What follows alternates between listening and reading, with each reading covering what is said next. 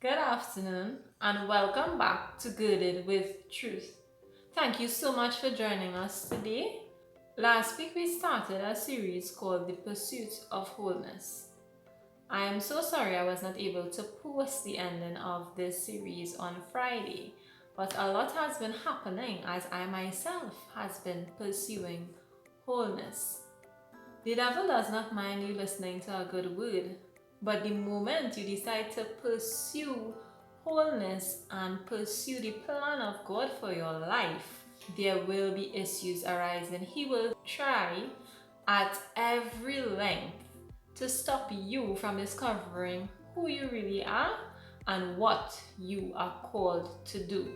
Because the moment you begin to operate in purpose is when he has lost the battle, because it means you have made a decision to pursue God no matter the cost. So, as we continue this series on the pursuit of wholeness, we are talking today about change, about transformation.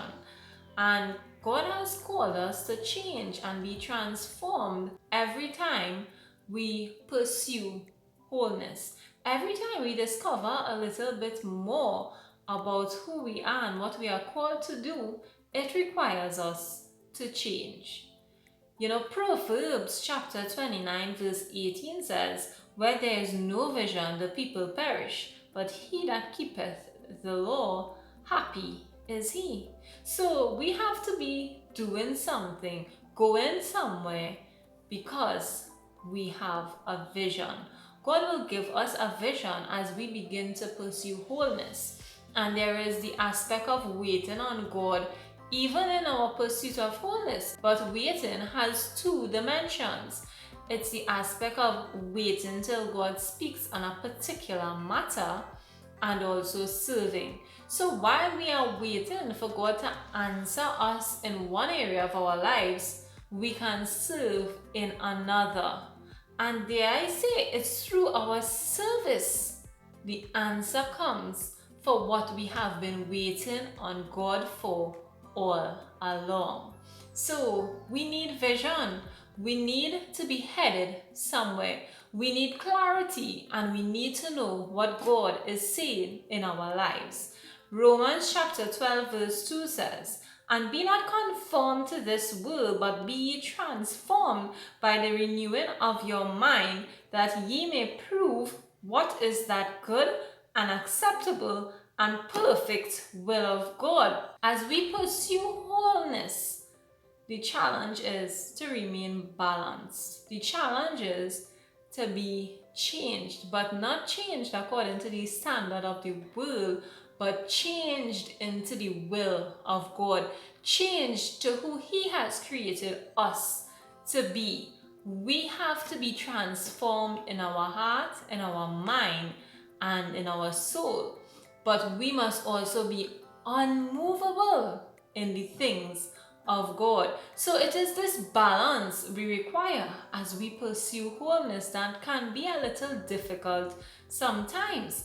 But in order for us to be completely whole, we have to be able to change.